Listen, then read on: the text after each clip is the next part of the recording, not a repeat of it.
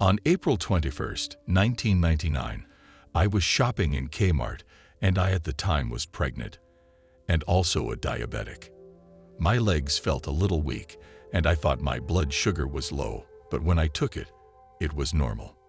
So I checked out of the store and started my 5-minute trip home. But I turned around and went back to the store. I just wasn't feeling right, and so I parked the car and went into the store and told the greeter I needed an ambulance. She went and told the customer service desk personnel that I needed an ambulance. One was called, and then 911 called back and asked what was wrong. I told them to tell them that I was a 48-year-old pregnant diabetic and I felt weak, that something was wrong. The greeter got a wheelchair and had me sit down. I leaned my head over on her side, and she rubbed my head.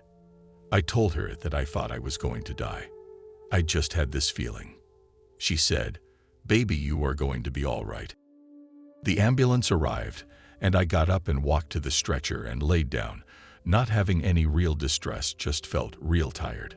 The paramedic took all my vital signs and got my medical information, and he said everything looked good. They ran an emergency run on me even though everything was good. I was wheeled into the ER, and just as I was put on the ER stretcher, I heard the nurse say, "Her heart has stopped." The ER doctor said that my lead was loose, and the nurse said, "No, her heart has stopped." The ER doctor checked me and said, "This woman is dead." Well, my friend had followed us to the hospital, and he came in the ER room and looked at me and said, "Do you want me to call your mom?" I said, "No, I'll be out of here in a little bit." But he said, when he opened the door, he did say that, but I never answered. He said they were already working on me. And he said, "You was gone."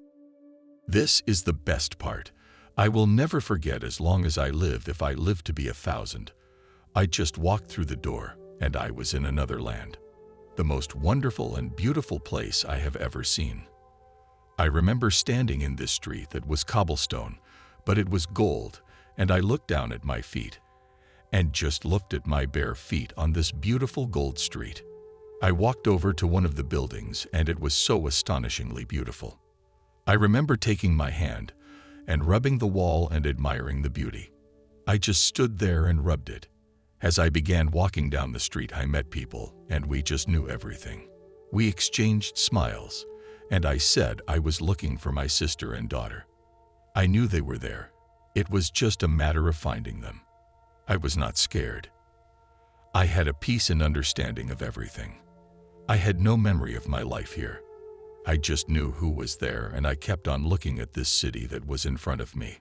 I was walking into the city. It was gold and just casted off all the light in this world. There was no sun or moon, but the sky was so beautiful. There was colors of all kinds. The sky was so beautiful. I would stop every now and then and remain to look at my feet walking on this gold street. I then would go to the walls of the buildings and rub them more, so beautiful. There was trees and water so clear. Everyone knew everyone. It was like I had been there forever. I was so happy and had this peace in me that is non-explainable. At that time I knew everything. I was at peace. I remember just standing and looking around at this beautiful city, so beautiful. And when I went around a corner of a building, I heard my daughter call me, and I was so happy I was going to see her. And then a voice said, "It's not your time yet to be here." And then I woke up into this hell of an oxygen mask on me. My mom and sister were standing in the corner of my room. I remember my sister asking the nurse, if I came to it I have brain damage, and she said, only time would tell. The nurse called my name and said, "Do you know what happened to you?" She said, "When you came into the ER, your heart stopped, you went into VFib, and it took us over 4.5 minutes to get you back." I wrote on the paper towel, no, I had been to this city of gold, and I wanted to go back. She said, "When you came in, you died." And I wrote, "Please let me go back. My sister and daughter was waiting on me." I wanted to go back. I didn't want to stay here. She told me that if God had been ready for me, He wouldn't have let me come back. She said, "We worked really hard on you to get you back." Well, from all the shocks I had received, my baby died. I then had to have 3 bypasses, and I wouldn't sign for them. I was so critical they let my mother sign for my surgery. All my life I had been scared of death, but it is the most wonderful experience I have ever had, and that includes giving birth. I yearned to return. Even the surgery never worried me because I knew what was on the other side. So I was just waiting. But for several months after the episode, I had this displaced feeling, like I just didn't belong here anymore. My eyes were sensitive to this light. This didn't seem to be my world anymore, and I would just cry to go back.